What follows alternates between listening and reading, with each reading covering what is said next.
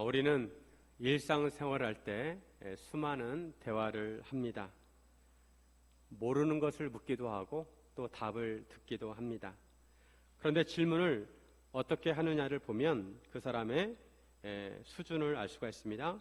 그 내용에 대해서 이해를 잘 하고 있을 때 질문도 잘 할 수가 있습니다. 하지만 내용에 대한 이해가 전혀 없을 때 엉뚱한 질문을 하게 됩니다. 질문 자체에 문제가 있고 잘못된 질문을 하게 됩니다. 그런데 예수님께서는 이처럼 우둔한 질문에 현명한 대답을 하십니다. 오늘 본문에서 유대인들은 예수님께 우둔한 질문을 합니다. 이에 대해 예수님께서는 지혜로운 대답을 하십니다. 우리도 인생을 살면서 여러 가지 질문을 합니다. 우리도 하나님께 우둔한 질문을 할 때가 있습니다. 그것은 우리가 영적으로 무지할 뿐만 아니라 연약한 믿음 때문입니다. 우리는 우리 인생에 대한 현명한 대답을 구해야 합니다. 우리가 현명한 대답을 구하기 위해서 어떻게 해야 하는지 함께 나누기를 원합니다. 첫째, 우리는 성경과 하나님의 능력을 알아야 합니다. 성경은 하나님의 계시입니다. 하나님의 뜻, 깊은 뜻과 진리가 담겨 있습니다. 우리는 이런 성경과 하나님의 능력을 깨닫고 신뢰해야 합니다. 사람들은 오래 살기를 바랍니다. 아니, 영원히 살기를 바랍니다. 죽었다가도 다시 살기를 바랍니다. 사람들 사이에서 부활에 대한 논쟁이 많이 있습니다. 죽은 사람이 어떻게 살아날 수 있느냐? 경험적으로 볼 때 죽은 사람이 다시 살아난 경우는 없습니다. 과학적으로 생각해도 사람이 생명을 한 번 잃었다가 다시 살아날 가능성은 희박합니다. 간혹 죽은 것처럼 보였지만 천국에 갔다가 다시 돌아왔다고 하면서 책을 쓰는 사람이 있습니다. 그 모든 것을 믿으면 안 되고 검증할 필요가 있습니다. 하지만 부활은 단지 사람이 숨을 안 쉬었다가 다시 쉬는 것과 차원이 다릅니다. 부활은 우리가 지금 가지고 있는 육신이 아니라 우리의 육신과 다른 부활체를 입는 것입니다. 사두개인들은 부활을 믿지 않았습니다. 예수님 당시에도 예수의 부활을 믿지 않는 사람이 있었습니다. 그들은 이성주의자들이고 현실주의자들이었습니다. 사두개인들은 구약 성경 중에서 모세오경만 인정했습니다. 다른 것은 성경으로 인정하지 않았습니다. 그런데 모세오경을 보면 모세가 부활에 대해서 언급한 내용이 없습니다. 거의 없다고 그들은 생각했습니다. 모세오경에는 부활에 대한 내용이 없다고 생각을 했습니다. 그래서 사두개인들은 부활을 믿지 않았습니다. 이런 사두개인들이 예수님께 질문을 했습니다. 24절에 선생님이여, 모세가 일렀으되 사람이 만일 자식이 없이 죽으면 그 동생이 그 아내에게 장가들어 형을 위하여 상속자를 세울지니라 하였나이다. 율법에 보면 계대 결혼법이 나옵니다. 수혼법이라고도 합니다. 고대에는 유산을 물려받는 것이 중요했습니다. 고대 유산의 대표적으로 땅이었습니다. 땅을 물려받아야 대대손손 생계를 유지할 수가 있습니다. 만약 유산을 물려받을 아들이 없다면 대가 끊기게 됩니다. 이를 방지하기 위해서 형이 아들이 없이 죽으면 결혼하지 않은 동생이 형수에게로 들어가서 아들을 낳아주었습니다. 그 아들은 형의 아들이 되었고 형의 상속자가 되었습니다. 그래서 형의 유산을 물려받도록 하였습니다. 오늘날 이상하게 들릴지 모르지만 그 당시에는 심각한 문제였고 생존의 문제였습니다. 사두개인들은 이 법을 근거로 논쟁거리를 만들었습니다. 7 형제가 있었는데 마지가 장가를 들었지만 죽어서 상속자가 없었습니다. 그래서 그 아내를 동생에게 물려주고 그 둘째와 셋째로 또 7째까지 그렇게 하다가 최후에 그 여자도 죽었습니다. 이런 경우 부활 때 이 여자는 7명 중에서 누구의 아내가 되어야 합니까? 이렇게 물었습니다. 그들 나름대로 아주 치밀한 논리로 문제를 만들었습니다. 만약 부활이 있다고 한다면 모세가 이런 계대 결혼법을 전해주지 않았다는 것입니다. 만약 부활이 있으면서 이런 율법을 전해주었다면 그것은 무언가 잘못됐다는 것입니다. 사두개인들은 부활과 계대 결혼법 중에 하나만 정당하다고 보았고 서로 이율배반이라고 생각을 했습니다. 만약 이런 상태에서 부활을 하게 된다면 이 여자는 누구의 아내로 삼아야 하는가 물었습니다. 이에 대해서 예수님께서 대답을 하십니다. 29절에 같이 한번 읽습니다. 예수께서 대답하여 이르시되 너희가 성경도 하나님의 능력도 알지 못하는 거로 오해하였도다. 예수님께서 말씀하시기를 사두개인들이 성경도 모르고 하나님의 능력도 모른다는 것입니다. 그래서 그들이 오해를 하였다는 것입니다. 먼저 하나님의 능력에 대해서 오해한 부분은 그들이 부활에 대해서 잘 모른다는 것입니다. 부활의 때는 아직 일어나지 않았기에 인간은 부활에 대해서 잘 모릅니다. 인간의 부활은 예수님께서 재림하실 때 이루어지는 것입니다. 아직 이루어지지 않았습니다. 예수님께서는 전지하셔서 부활에 대해서 아십니다. 부활의 때에는 장가도 아니 가고 시집도 아니 간다고 하십니다. 왜냐하면 하늘에 있는 천사들과 같다고 하십니다. 하나님께서 태초에 인간을 만드실 때는 생육하고 번성하라, 땅에 충만하라 라는 문화명령을 내리셨습니다. 그래서 인간은 결혼을 해서 가정을 이루고 아기를 낳았습니다. 하지만 부활 때는 그렇게 하지 않는다는 것입니다. 결혼을 하지 않는다는 것입니다.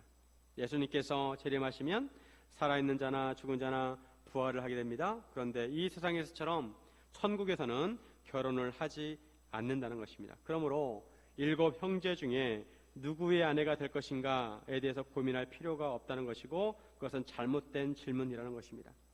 사두개인들은 부활을 믿지 않았습니다. 만약 부활이 있다면 그들 생각에 너무 복잡한 문제들이 많이 생길 것이라는 것입니다. 그러기에 부활이 없다고 생각을 했습니다. 하지만 그들의 걱정은 쓸모없는 걱정이었습니다. 천국에서는 결혼을 하지 않습니다. 그들의 걱정은 그들이 부활과 천국에 대해서 잘 알지 못하기 때문에 생긴 것입니다. 성경에 천국의 모습이 나오긴 하지만 자세하게 나오진 않습니다. 그래서 우리는 막연하게 천국을 생각하는 경향이 있습니다. 그래서 이 세상에는 놀거리도 없고 이 세상에는 놀거리도 많고 먹을거리도 많고 재미있는 것들이 많은데 천국에 가면 무슨 재미로 사나 걱정하는 사람들이 있습니다. 이 세상에서도 교회 다니지 않는 사람들은 교회를 다니는 사람들을 향해서 너희들은 술도 먹지 않고 담배도 피지 않고 노름도 하지 않는데 무슨 재미로 사나 이런 질문합니다. 천국을 잘 모르면 이상한 질문을 하게 됩니다. 천국에 가면 매일 예배만 드려야 하는데 너무 지루하다는 것입니다. 하지만 그것은 천국을 잘 알지 못하는 소리입니다. 교회 다니는 사람들은 세상 사람들처럼 술판을 벌이지 않아도 하나님께 주시는 기쁨이 있습니다. 하나님께 주시는 은혜는 세상에서 즐기는 것과 비교가 되지 않습니다. 세상에서의 즐거움은 잠깐이지만 하나님께 주시는 은혜와 기쁨은 오래갑니다. 세상에서 얻는 기쁨과 즐거움은 그것이 끝나면 허망합니다. 공허가 밀려옵니다. 하지만 하나님께 주시는 기쁨은 영원합니다. 예배를 드리면서도 은혜를 받고 찬양을 부르면서도 기쁨을 느끼고 기도하면서도 하나님께 주시는 평안과 소망이 있습니다. 이런 것들은 알 사람만 아는 것입니다. 물이 포도주로 변할 때 물떠온 하인들만 알듯이 하나님께 주시는 은혜와 기쁨은 맛본 사람만 아는 것입니다. 천국에서도 그렇다는 것입니다. 우리는 천국을 잘 알지 못하지만 천국의 영광을 맛본 사람은 이 세상에 살기 싫을 것입니다. 베드로가 변화산에서 천국의 영광을 조금 맛보고 그곳에 초막셋을 지켰다고 했습니다. 그래서 우리는 하나님의 능력을 신뢰해야 합니다. 인간의 능력이 대단합니다. 하지만 아무리 인간의 능력이 대단하다 하더라도 죽은 사람을 살릴 수가 없습니다. 하지만 예수님께서는 생명이시고 부활이십니다. 예수님께서는 죽은 자도 살리십니다. 그리고 예수님께서는 사두개인들이 성경을 잘 알지 못한다고 하십니다. 사두개인들은 모세오경만 인정했습니다. 창세기, 출애굽기, 레위기, 민수기, 신명기 5권을 모세오경이라고 합니다. 그런데 이 모세오경에 부활에 대한 내용이 없다는 것입니다.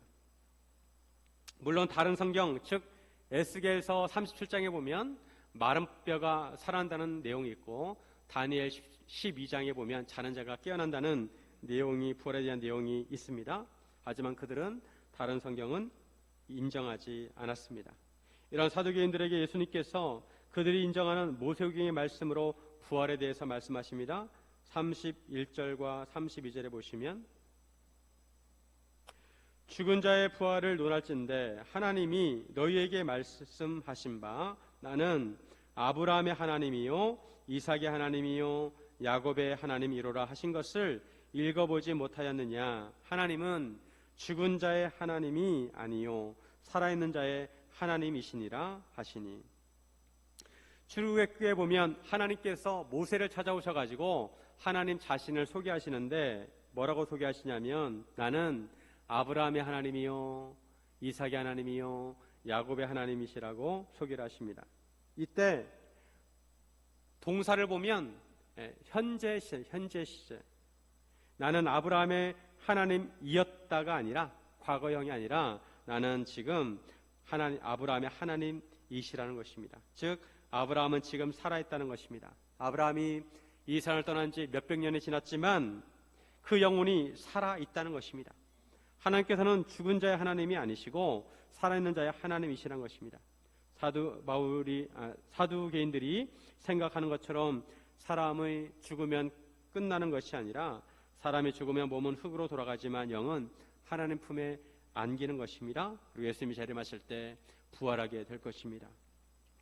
모세오경만 잘 살펴봐도 부활에 대해서 알 수 있는데 사두개인들이 성경을 잘 알지 못해서 오해하고 있다는 것입니다.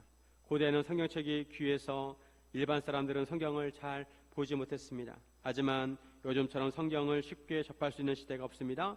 마음만 먹으면 성경책을 몇 권이라도 가질 수가 있습니다. 인터넷만 두들겨도 성경을 쉽게 볼 수가 있습니다. 문제는 우리가 이 성경을 얼마나 이해하느냐입니다. 우리가 평소에 알지 못하는 의미와 진리가 성경에 담겨져 있습니다. 예수님께서는 시제 하나로 부활을 증명하셨습니다. 그래서 우리는 하나님의 도우심으로 성경을 알고 이해해야 합니다. 그래야 오해를 하지 않고 우둔한 질문을 하지 않을 수 있습니다. 성경과 하나님에 대해서 내가 알고 있다고 생각하지 말고 내가 모르는 것이 많다고 생각해야 합니다. 내가 아는 것이 전부라고 생각해서는 안 됩니다. 우리는 성경과 하나님의 능력을 좀 더 잘 알아야 합니다. 사랑하는 성도 여러분, 성경과 하나님의 능력을 신뢰하시기를 주님의 이름으로 축원드립니다. 둘째, 하나님을 사랑하고 이웃을 사랑해야 합니다. 하나님께서 원하시는 것은 진정한 사랑입니다. 진정한 사랑은 행함이 따릅니다. 우리가 온 마음 다해 하나님을 사랑하고 이웃을 내 몸과 같이 사랑하라고 하셨습니다. 바리새인들과 사두개인들은 경쟁 관계였습니다.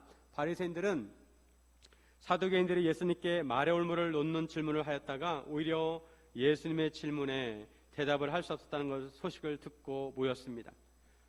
사두개인들은 예수님을 올가맬 수 없었지만 자기들은 할 수 있다는 것을 보여주기 위함이었습니다. 그 중에 한 율법사가 예수님을 시험하여 물었습니다. 선생님, 율법 중에 어떤 계명이 큽니까? 율법사들은 구약의 율법을 613개로 분류를 했습니다. 구약의 율법은 뭐뭐 하지 마라 그리고 뭐뭐 해라, 이 두 가지로 나눌 수가 있는데 뭐뭐 하지 말라는 부정적인 율법은 365개, 1년이 365일이잖아요. 365개 뭐뭐 하지 마라. 그리고 뭐뭐 하라는 계명은 248개로 나누어져 있습니다. 바리새인들은 율법을 가지고 항상 토론했습니다. 토론이 그들의 일상이었습니다. 어떤 사람은 613개의 이 율법이 중요도에 있어서 다 동등하다는 것입니다. 반면에 어떤 사람은 그 중에서도 중요한 계명이 있다는 것입니다. 그래서 이 율법사들은 항상 이거 가지고 토론했습니다. 어떤 계명이 더 중요하냐? 어떤 계명이 더 크냐? 십계명을 비롯해서 여러 계명들이 있는데 그 계명 중에 어떤 것이 제일 중요하냐? 서로 물었습니다. 이에 예수님께 말씀하십니다. 37절 같이 한번 있습니다.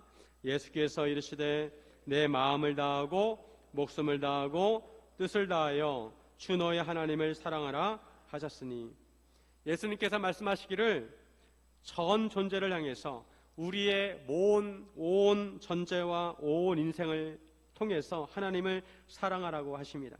마음과 목숨과 뜻을 다해서 하나님을 사랑하라고 하십니다. 이것이 첫째 되는 계명이라고 하십니다.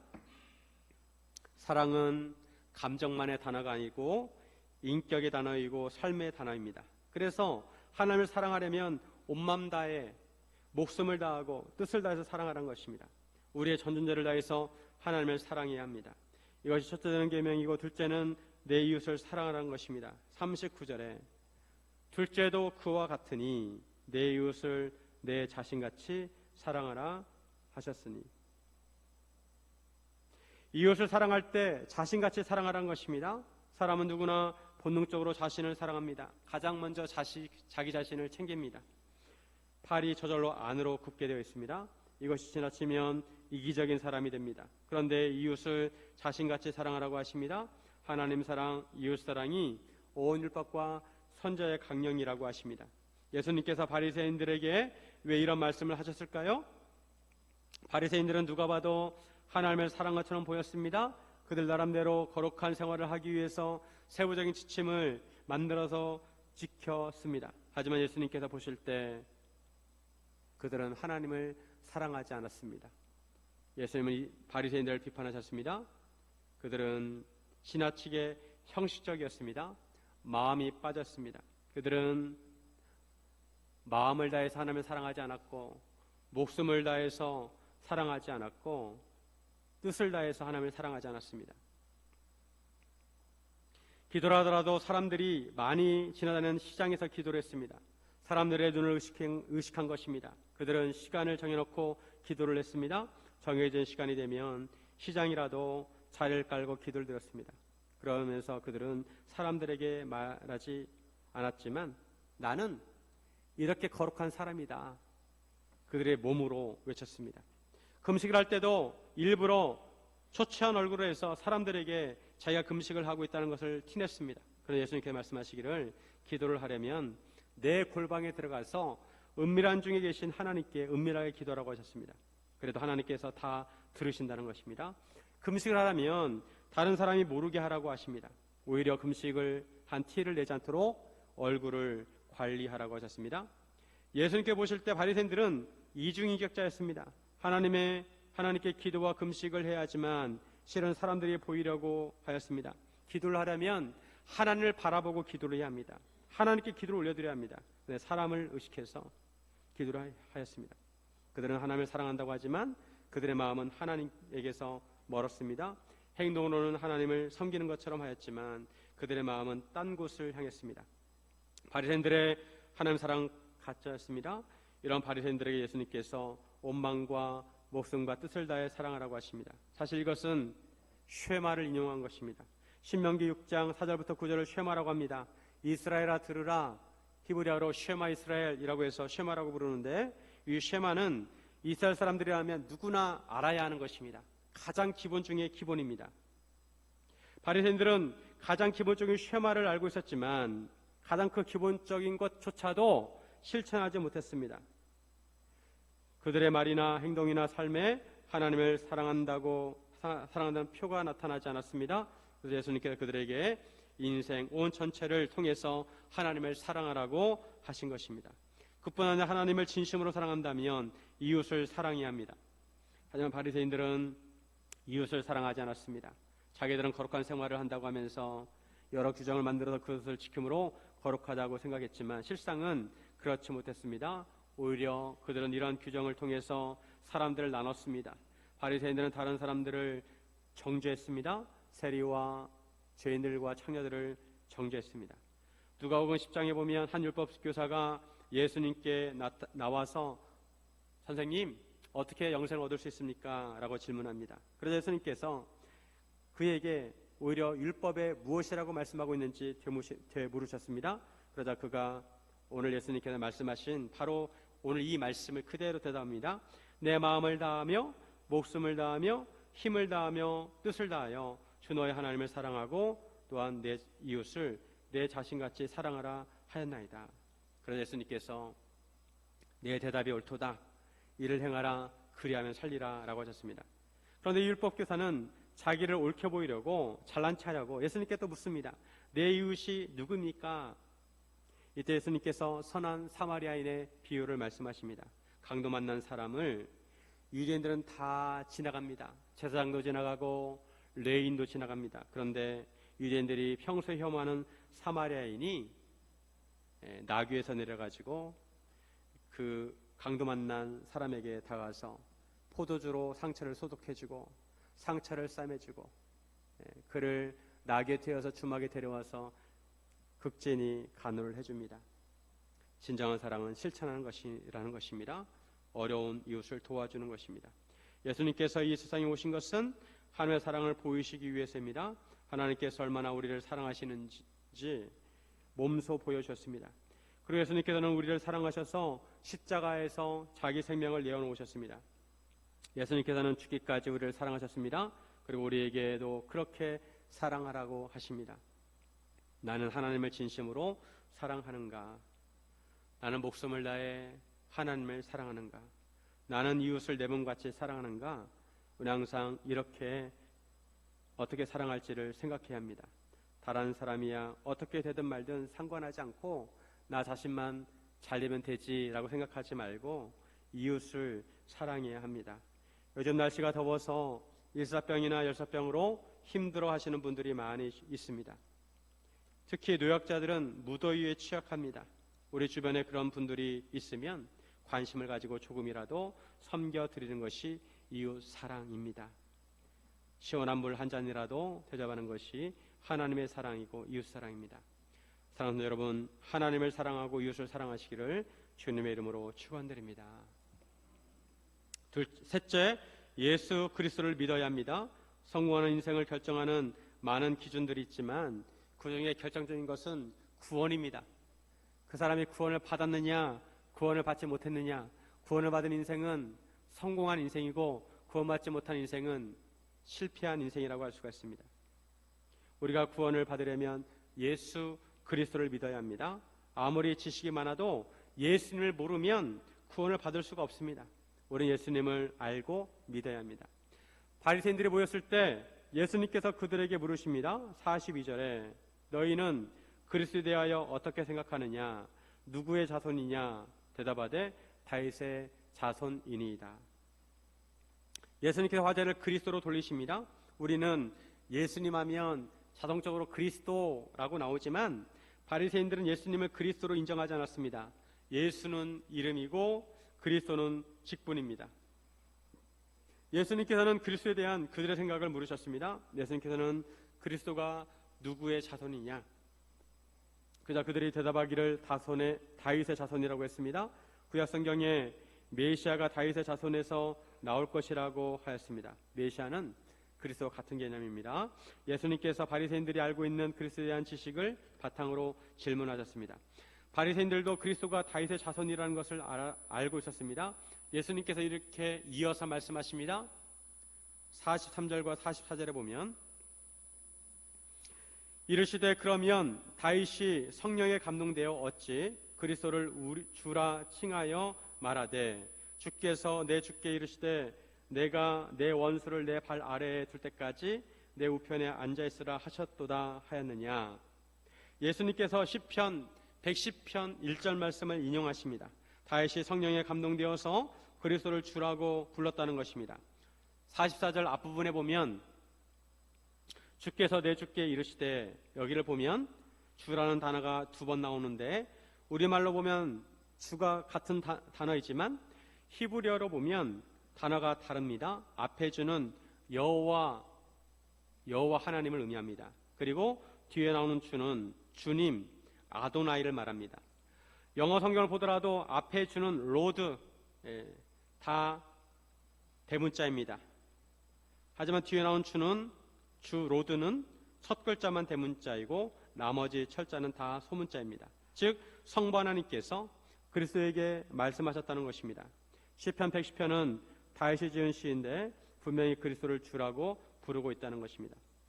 바리새인들이 인정하는 것처럼 그리스도는 다윗의 자손인데 어떻게 다윗이 그리스도를 주라고 부를 수 있느냐는 것입니다.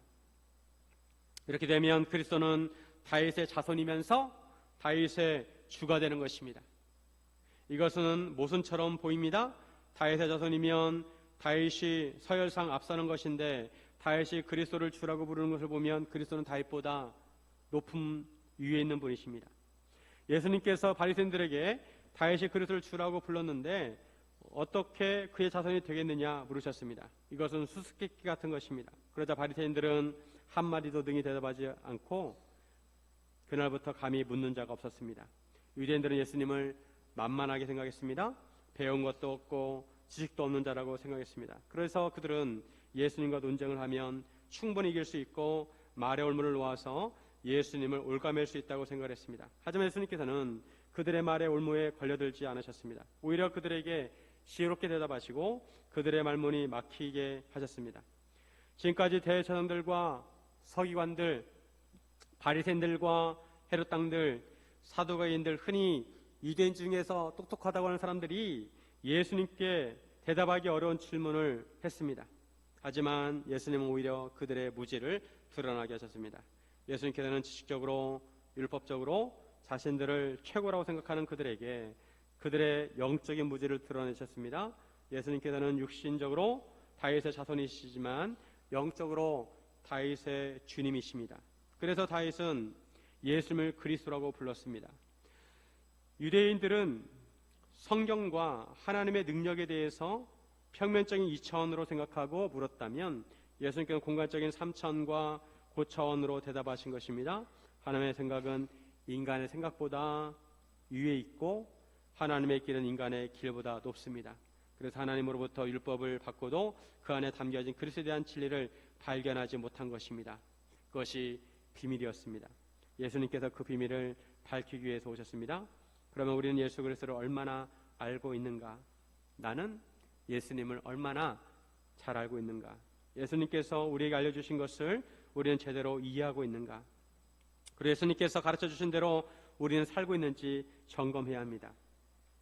메비우스의 띠처럼 성경을 보면 모순처럼 보이는 것들이 있습니다. 하지만 이것도 맞고 저것도 맞습니다. 예수님께서는 참 하나님이시고 참 사람이십니다. 예수님께서는 본체 하나님이시지만 우리를 구원하시기 위해서 인간으로 오셨습니다. 우리를 위해 십자가를 지셨고 죽은 자 가운데서 3일 만에 다시 살아나셨습니다. 그래서 누구든지 예수를 믿으면 구원을 받습니다. 이것이 복음의 핵심입니다. 예수님께서는 이를 위해 오셨습니다. 예수님께서는 부활을 믿지 않는 사도님들에게 이제 며칠 후면 부활이 무엇인지 보여주실 것입니다. 그리고 겉으로 사랑하는 척하지만 속에는 사랑이 없는 율법사에게 예수님의 십자가 사랑을 보여주실 것입니다. 그리고 바리새인들에게 예수님께서 그리스도이시라는 것을 보여주실 것입니다. 그들은 하나같이 예수님을 믿지 않았습니다. 하지만 예수님께서는 그들에게 무엇을 믿어야 하는지 보여주셨습니다. 예수님께서 죽은 자 가운데 살아나신 것을 보고 제발 부활을 믿으라는 것입니다. 예수님께서 십자가에 죽기까지 하나님을 사랑하시고 우리 인간을 사랑하신 것을 보고 제발 서로 사랑하라는 것입니다.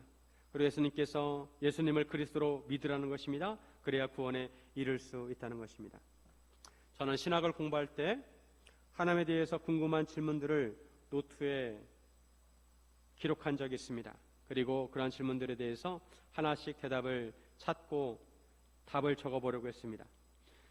그런데 놀라운 것은 어느 질문 하나 답을 쉽게 적을 수 없었다는 것입니다. 그로부터 30년이 지난 지금도 저는 그 질문들에 대해서 쉽게 답을 말할 수가 없습니다. 예를 들어 그 질문들은 이런 것입니다. 하나님, 이 세상에서 누구는 부잣집에 태어나서 부자로 살고 누구는 가난한 집에 태어나서 평생 가난하게 살아야 합니까? 하나님, 왜 악한 자는 떵떵거리며 사는데 왜 의인은 비참하게 살아야 합니까? 이런 질문들이었습니다. 우리는 부분적으로 알기에 속 시원한 대답을 할 수가 없습니다. 사실 우리는 우리 자신에 대한 질문도 제대로 답을 하지 못할 때가 있습니다. 누군가 그때 왜 당신이 그랬습니까? 라고 질문하면 나도 나 자신을 잘 이해하지 못하는 부분이 있다는 것을 알게 됩니다. 하지만 저는 이것 하나는 알고 있습니다. 우리가 믿는 예수님은 우리의 어떤 질문에도 답을 하실 수 있으십니다. 우리가 어리석은 질문을 하더라도 예수님께서는 지혜롭게 답하실 것입니다. 그리고 또한 우리가 여전히 지금도 많은 질문을 가지고 살고 있지만 하나님께서, 주님께서 우리를 인도하신다는 것입니다. 우리는 지금도 안개 같은 세상을 봅니다. 그래서 때로 어리석은 질문을 할 수 있습니다. 답답하고 답이 없어 보이고 도돌이표처럼 되돌아오는 질문을 하게 됩니다. 우리의 환경과 우리 인생을 보면서 우리도 알 수 없는 질문을 하게 됩니다. 하나님, 저에게 왜 이런 일이 일어납니까? 저는 정말 하나님을 잘 믿고 하나님 말씀대로 살아왔는데 왜 현실은 이렇습니까? 남들은 쉽게 할 수 있는 것을 무엇 하나 제대로 할 수가 없습니다. 제가 이런 상황에서 어떻게 해야 할까요? 그럼에도 하나님의 말씀대로 살아야 할까요? 아니면 다른 길을 모색해야 할까요? 우리 하나님을 믿으면서도 매일 이런 질문들을 쏟아낼 때가 있습니다. 특히 신앙생활을 하면서 부당한 현실에 부딪힐 때 이런 질문들을 하나님께 합니다. 하지만 이런 질문에 대한 답은 쉽게 돌아오지 않습니다. 하나님께서 답을 주실 때도 있지만 침묵하십니다. 하지만 그날이 오면 예수님께서는 거울을 보는 것처럼 속 시원한 답을 해주실 것입니다. 그날에 예수님의 답을 듣고 보면 우리 질문이 어리석은 질문이었다는 것을 깨닫게 될 것입니다. 이 세상에서의 질문은 우문이고 천국에서의 대답은 현답입니다. 욥은 사탄이 시험할 때까지 그 전만 하더라도 아무 이상이 없었습니다. 잘 살고 있었습니다. 하나님께서 인정하실 정도로 믿음 생활도 잘했고 가정도 평안했고 남무할 것이 없었습니다. 그런데 갑자기 고난이 닥쳐옵니다. 그 많던 재산도 한순간에 다 사라지고 10명이나 되는 자녀들도 한날에 다 죽었습니다. 거기에다가 몸에는 병이 생겨서 너무 가려워서 한순간도 가만히 있을 수가 없었습니다. 심지어 욥의 부인은 하나님께 욕을 하고 죽으라고 했습니다. 이런 상황에서 욥은 친구들에 찾아가지고 친구들이 하는 말이 네가 죄를 지어서 그렇지 한번 잘 생각해봐. 빨리 그 죄를 생각하고 빨리 회개해. 그러면 하나님이 용서해 줄 거야. 이렇게 친구들이 현란한 단어로 말을 했습니다. 욥은 그 친구들의 말에 반박하면서 하나님께 질문합니다. 내가 왜 이런 고난을 받아야 합니까? 욥은 하나님을 만나게 해달라고 했습니다. 하나님으로부터 직접 자신의 상황을 듣고 싶었습니다. 드디어 욥기 후반부에 하나님께서 나타나십니다. 하나님의 첫 말씀은 무지한 말로 생각을 어둡게 하는 자가 누구냐라고 하십니다. 그리고 예수님이 네가 왜 고난을 받아야 했는지 상세하게 말씀해 주신 것이 아니라 하나님은 창조에 대한 말씀하십니다.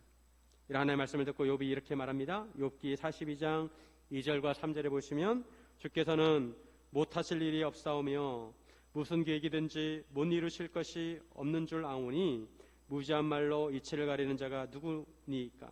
나는 깨닫지도 못한 일을 말하였고 스스로 할 수도 없고 헤아리기도 어려운 일을 말하였나이다. 그러면서 내가 주께 대하여 귀로 듣기만 하였사오나 이제는 눈으로 주를 배웁니다 라고 하면서 자기의 말을 스스로 거두어드리고 회개를 합니다. 우리가 지금 이해할 수 없는 것들이 주님을 직접 만났을 때 저절로 해결이 될 것입니다. 우리는 지금 다 알 수 없고 다 이해할 수가 없습니다. 하지만 하나님께서 우리 인생에 대한 해답으로 예수 그리스도를 보내주셨습니다. 하나님께 보내주신 그리스도 예수님이 우리 인생의 해답입니다. 우리는 그 비밀을 다 알지 못하지만 예수님을 보내주셨습니다. 하나님께서 이렇게 보내주신 예수 그리스도를 우둔하게 십자가에 못 박은 유대인들처럼 우리는 살지 말아야 합니다. 예수님을 그리스도로 믿고 사랑하며 살아야 합니다.